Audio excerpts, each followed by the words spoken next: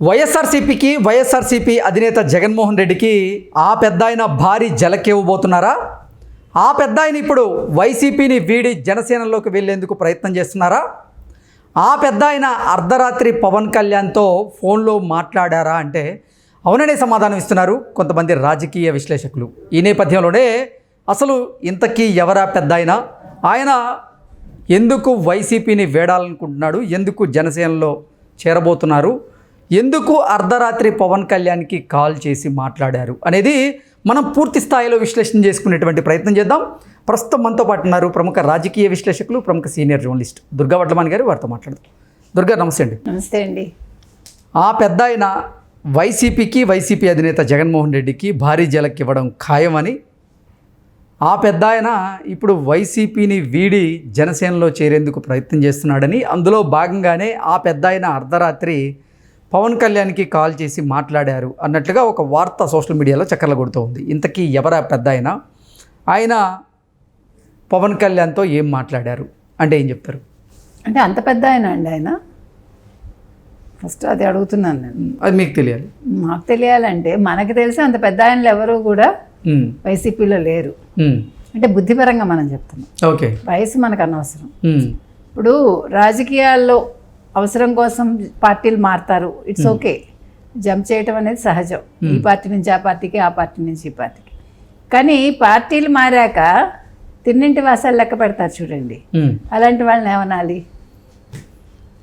అలాంటి రకాలు తయారయ్యారు. తెలుగుదేశంలో పుట్టి పెరిగి 2014లో, అంతకుముందు 2009లో ప్రజారాజ్యానికి వెళ్ళి తర్వాత వైసీపీకి వచ్చి వైసీపీలో 3 సార్లు నిల్చుని ఒక్కసారే గెలిచి మొత్తానికి ఏదో ఒక స్పీకర్ పదవిని దక్కించుకుని టీడీపీని ఒక ఆట ఆడుకున్నాను అనుకున్నాడు కదా.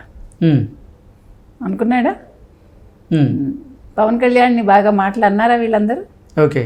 మరి ఇప్పుడు ఏ మొహం పెట్టుకుని మళ్ళీ పవన్ కళ్యాణ్ దగ్గరికి వెళ్తాడు? ఆ తమ్మినేని సీతారాం గారు. ఓకే, అంటే తమ్మినేని సీతారాం గారు. ఎస్. ఏ మొహం పెట్టుకుని మీరు వెళ్తారు? అంటే మీకు అప్పుడు ఏది సిగ్గు సెర ఉండదా? మీకు అప్పుడు ఏం గుర్తురావా? మనం ఏం మాట్లాడాము గతంలో? మనం వీళ్ళని విమర్శించాం మనం. మరి ఇలా విమర్శించిన వాళ్ళతో ఎలా వెళ్తాము? ఎప్పుడైతే జనసేన తెలుగుదేశంతో కలుస్తుంది అనుకున్నారు, వీళ్ళందరూ ఎన్ని మాట్లాడారు? ఎందుకు పనికిరాని వాడు పవన్ కళ్యాణ్, ఈ పవన్ కళ్యాణ్ తెలుగుదేశం చేర్చుకుంటోంది, ఇద్దరూ కలిసి ఇదైపోతారు, ఇవన్నీ మనం విన్నాం కదండి. పవన్ కళ్యాణ్ వ్యక్తిగతంగా అన్నాడా లేదా? ఈయన కూడా ఆ పెద్ద ఆయన అన్న మాటలే వీళ్ళు అన్నారు కదా. పెద్ద ఆయన ఉన్నాడు కదా వైసీపీలో, ఆ పెద్ద ఆయన మాటలు వీళ్ళందరూ అన్నారు కదా. మరి ఇవాళ నీ అవసరం కోసం నువ్వు ఎలా వెళ్తావు? ఇప్పుడు నీ నియోజకవర్గం ఆముదాల వలస అయింది. ఆముదాల వలస ఇన్ఛార్జ్గా ఇవాళ వేరే వాళ్ళని పెట్టాడు వైసీపీలో జగన్మోహన్ రెడ్డి. ఈయనకి మరి అసంతృప్తిగా ఉంది. మీ సొంత ఊళ్ళో మీరు ఉంటారండి, మీకు అక్కడ ఒక పరపతి ఉంటుంది కదా. మిమ్మల్ని తీసేసి ఇంకెవరినో తీసుకొచ్చి పెడితే మీకు ఎలా ఉంటుంది? ఇప్పుడు నాట్ ఓన్లీ తమ్మినేని సీతారాం, మనం చూసాం వైజాగ్లో గతంలో ఇతను విజయసాయి రెడ్డిని పెట్టాడు, బొత్సాన్ని పక్కన పెట్టి గతంలో. అలా ప్రతి నియోజకవర్గంలో అలాగే చేశాడు కదా. ఇవాళ ఇతను ఎవడు జనసేనలో చేరాడు, బాలినేనికి అలాగే చేశాడు కదా ఒంగోలులో. ఓకే. అలా ఎవడికి వాడిని. అంటే ఇప్పుడు దీనివల్ల ఏం చెప్తున్నాడు జగన్మోహన్ రెడ్డి? మీరు నాకు ఇంపార్టెంట్ కాదు అని ప్రతి నాయకుడికి ఇండైరెక్ట్గా చెప్పాడు ఆయన. అది వీళ్ళు తలకెక్కించుకోలేదు. మీరెవరు నాకు ముఖ్యం కాదు, మీరు నాకు పడున్నారు నా దగ్గర అంతే, మీ ఎవరు కూడా నాకు అవసరం లేదు, నేను వేరే వాళ్ళని తెచ్చుకోగలను, నేను గెలవగలను అనుకున్నాడు. అనుకుని బొక్కబోర్ల పడ్డాడు ఎవరు? జగన్మోహన్ రెడ్డి. కానీ వీళ్ళకి ఇంకా కళ్ళు తెరుచుకోవాలా. ఇప్పుడు కొద్దిగా కళ్ళు తెరుచుకుంటున్నాయి, కానీ వీళ్ళని ఎలా తీసుకుంటాడు పవన్ కళ్యాణ్?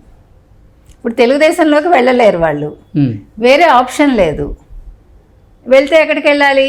షర్మిల దగ్గరికి వెళ్ళాలి, కాంగ్రెస్లోకి. ఇంకా అంతకంటే చావడం బెటర్ కదా. ఇంత బతికి ఇంటి వెనకాల తెచ్చాడని ఓకే జగన్మోహన్ రెడ్డిని కాదని వాళ్ళ చెల్లెలు పార్టీలోకి వెళ్ళలేరు కదా. సో ఇప్పుడు ఉన్న ఆప్షన్ ఏంటి? జనసేన. సర్లే, మనం తిట్టాము, ఇవన్నీ మనం దులిపేసుకుందాం. ఆయన దులుపుకున్నా దులుపుకోకపోయినా మనం దులిపేసుకుందాం అనుకుంటున్నారేమో వీళ్ళందరూ, మనకు తెలియదు. ఇప్పుడు చాలామంది జనసేన వైపు చూస్తున్నారు, మనకు తెలుసు. అది బాలినేని జాయిన్ అయ్యాడు, గ్రంథి శ్రీనివాస్ వెళ్తాడని తెలిసింది, అవంతి శ్రీనివాస్ వెళ్తాడని తెలిసింది.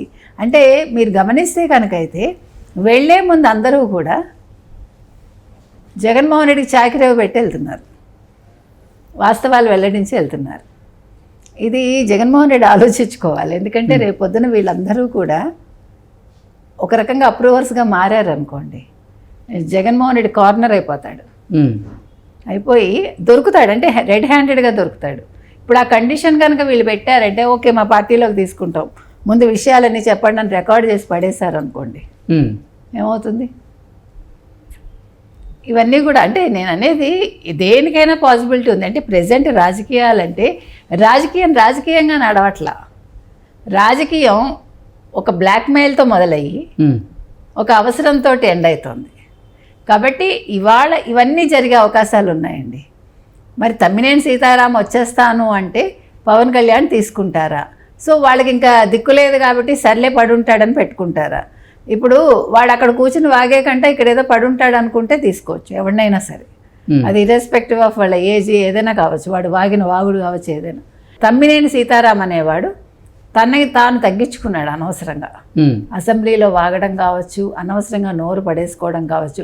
అంటే ఒక మంచి నాయకుడిగా ఉన్న వాళ్ళందరూ కూడా మీరు తీసుకుంటే కనుక తెలుగుదేశం నుంచి వెళ్ళిన వాళ్ళు సడన్గా మీరు మార్పు చూశారు వాళ్ళల్లో. అంటే అది మంచిది కాదు, మంచి మార్పు కాదు. అంటే ఇలాగ బూతులు మాట్లాడటం, అదేదో చాలా గొప్పగా ఉన్నాం అనుకోవడం, మేము ఏదో జగన్మోహన్ రెడ్డి కోసమే బతుకుతున్నాం, జగన్మోహన్ రెడ్డి కోసం మేము ఎంత నీచ స్థితికైనా దిగజారుతాం అన్నట్టుగా వాళ్ళు బిహేవ్ చేశారు. అందుకని అందరూ కూడా పోయారు కట్టకట్టుకుని. కాబట్టి ఇవాళ కళ్ళు తెరుచుకున్నా కూడా ఓకే వాళ్ళ పార్టీ మారచ్చు, పవన్ కళ్యాణ్ పిలవచ్చు, తీసుకోవచ్చు, కానీ ఆ గౌరవం ఉంటుందా అనేది వాళ్ళు ఆలోచించుకోవాలి. ఇంతకీ జనసేనాని అలాగే ఆంధ్రప్రదేశ్ ఉప ముఖ్యమంత్రి వర్యులైనటువంటి పవన్ కళ్యాణ్ గారు తమ్మినేని సీతారాం గారిని జనసేనలోకి తీసుకుంటారా? ఒకవేళ తమ్మినేని సీతారాం గారు జనసేన అధినేత పవన్ కళ్యాణ్ గారితో టచ్లోకి వెళ్ళినప్పటికీ ఆయన్ని తీసుకునేటువంటి ఆ పరిస్థితి ఉందా ప్రస్తుతం అంటే ఏం చెప్తారు? ఇక్కడ పరిస్థితి కాదండి. ఇప్పుడు వాళ్ళకి ఎలాగ 4.5 సంవత్సరాలు నోరు మూసి కూర్చోవాలి, ఒకటి. రెండు, వాళ్ళు కనీసం వాళ్ళ నియోజకవర్గాల్లో బలోపేతం చేసుకున్నారనుకోండి. ఇప్పుడు జనసేనకు కావాల్సింది ఏంటి? కాన్ఫిడెన్స్ వచ్చింది, జనసేన బతికి బట్టగట్టింది అని ఒక కాన్ఫిడెన్స్ అయితే వచ్చేసింది. ఇప్పుడు ఈ వచ్చిన దాన్ని నిలుపుకోవాలి, ఒకటి. రెండు, పార్టీ ఎస్టాబ్లిష్ అవ్వాలి కదా.